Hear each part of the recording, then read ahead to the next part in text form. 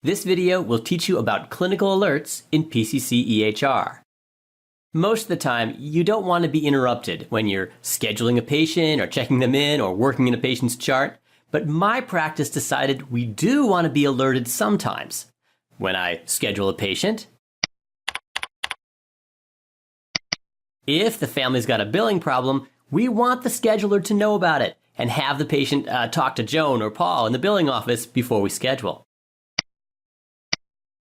When I check a patient in, we want PCC EHR to alert us if the family hasn't signed our new practice policy documents so I can print them out and get them to do them right away. And when a clinician opens up a chart, PCC EHR checks to see if the patient has an asthma diagnosis and reminds the clinician to talk to the patient about something. We've even got links and sources right on the alert. These customizable pop-ups are called clinical alerts.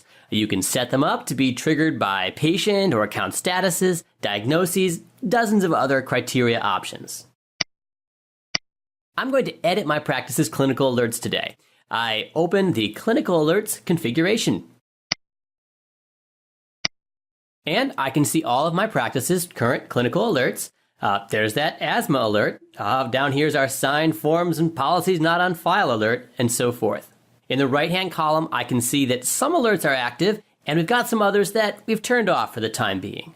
From this screen, I can add, delete, or edit down here. Let's open up that asthma alert to see what I can configure. Okay, all alerts have a title and the alert message that the user will see. Next, I get to specify when this alert should be triggered. This asthma alert will appear when a user opens a patient chart. But I also showed you an alert that triggered when scheduling a patient or when checking them in.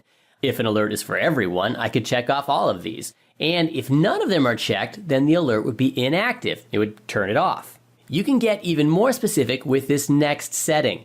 Your practice could decide that the asthma alert, for example, should only appear for a user with the nurse role.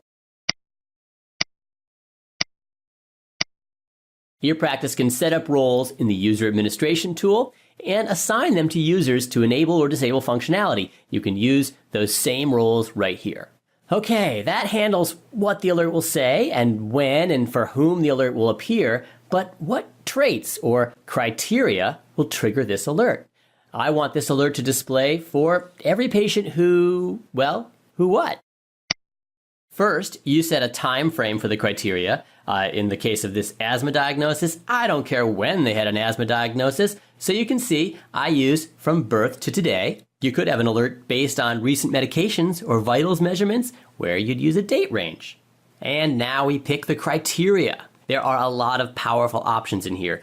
This asthma alert uses just this one down here, problems and diagnoses. Pretty straightforward. But as I mentioned, you could create an alert for all patients with a specified medication. Up here, by the way, the demographics criteria. There are some powerful options sort of hidden in here, like setting what age patients I want to trigger this alert for, and the account and patient flag options. Your practice can use custom flags for anything you can dream of, and then use clinical alerts to guide how your practice responds to families with those flags. Another great criteria feature are the vitals measurements. I could use this for every kid who's had a certain pulse measurement today, that kind of thing. Or if I pick a vital like weight, I could create an alert that triggers based on a patient's percentile.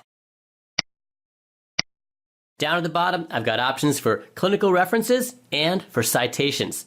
Clinical references will actually link out to educational materials about the issue, and citations let you optionally add source information right in the alert window.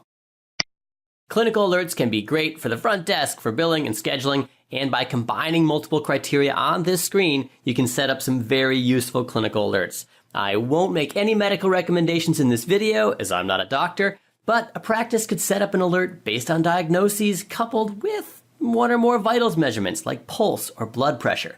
Then, when the clinician entered vitals, for example, and clicked to save the chart, the alert would then prompt the clinician to do additional tests or review an issue with the patient right away. Okay, that's Clinical Alerts, a handy tool that helps your practice alert anyone in the office about any kind of issue.